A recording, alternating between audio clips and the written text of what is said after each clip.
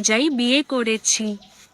আমি তার মেয়ের সাথে কোনো বিবাহ চুক্তিতে স্বাক্ষর করিনি, বরং আমি তাকে সারা জীবনের জন্য বিয়ে করার ইচ্ছা পোষণ করি। আর মেয়ের বিয়ের প্রস্তাব তো টানা 8 মাস 9 মাস আগে শুরু হয়। ওরা 8 মাস 9 মাস যাবত আমাকে প্রস্তাব দেয়, আমি মানি নেই নাই। আমি এটাও বলছি যে আপনারা অন্য জাত, আমরা অন্য জাত। তখন ওরা বলতেছে না, যে বিয়ে করবে ছেলে সে মুসলিম হবে, আর আপনার মেয়েকে কোনো কন্ট্রাক্ট হবে না, কোনো পাচার হবে না, কোনো বিক্রি হবে না। আপনার মেয়েকে আমরা সারা জীবনের জন্য বউ বানাতে চাই।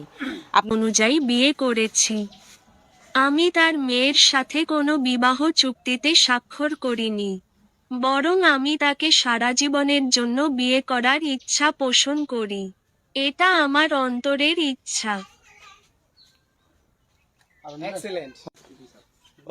বলো এটা বলা 按照沙里亚法结婚了，按照政府规定，没有和他女儿签订任何মাথা মুথা গরম করেন নামক মাথা任何合同结婚，而是要和他一辈子。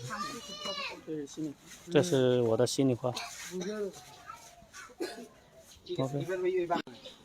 我已经成为穆斯林了，按照沙利亚法结婚了，按照政府规定结婚。我没有和他女儿签订任何合同结婚，而是要和他结婚一辈子。这是我的心里话。আর মেয়ের বিয়ের প্রস্তাব তো টানা 8 মাস 9 মাস আগে শুরু হয়। ওরা 8 মাস 9 মাস যাবত আমাকে প্রস্তাব দেয়, আমি মানি নেই নাই। আমি এটাও বলছি যে আপনারা অন্য জাত, আমরা অন্য জাত। তখন ওরা বলতেছে না, যে বিয়ে করবে ছেলে সে মুসলিম হবে, আর আপনার মেয়েকে কোনো কন্ট্রাক্ট হবে না, কোনো পাচার হবে না, কোনো বিক্রি হবে না। আপনার মেয়েকে আমরা সারা জীবনের জন্য বউ বানাতে চাই। আপনার মেয়ের ব্যবহার খুব ভালো, আর সে অতিরিক্ত ভদ্র। এই কারণে তারা খুব আগ্রহী ছিল, আমি ছিলাম না। তারপরে 1 মাস 2 মাস 3 মাস টানা 8 মাস পরে আমি রাজি হই বিয়েতে। ওরা যখন রাজি হয়ে আমি ছেলেকে দেখতে চাই, ছেলের আচার কালচার আমি জানতে চাই, দেখতে চাই, শুনতে চাই, তখন ছেলেকে ওরা 9 তারিখে মানে ভিসা পাসপোর্ট ওকে করার পরে 9 তারিখে সে বাংলাদেশে আসে। বাংলাদেশে আসার পর আমি তাকে দেখার পরে আমি তখন 10 তারিখে কোর্টে নিয়ে যাই। নিয়ে যাওয়ার পরে ওখানে এফিডেভিট করি, আবার স্টাডি দেই, আবার মানে নবমুসলিম বানাই তাকে। আমি তার নাম দিয়েছি নূর মোহাম্মদ।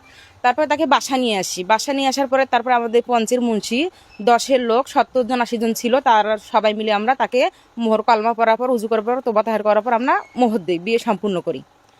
করার পরে আমি আমার মেয়েকে আমি একটু মানে ধামধুম করে অনুষ্ঠান কারণে আমার জায়গা জমির সমস্যার কারণে আমার পারিবারিক লোকে আমার এটা ফেসবুকে সরাসরি করছে।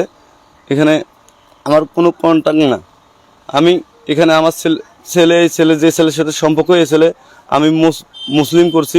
কোর্ট এফিডেভিট করার পর, মুসলিম করার পর, ইসলামিক অনুসারে 5 কলমা পড়ার পর সে বিবাহ করছে। ঠিক আছে।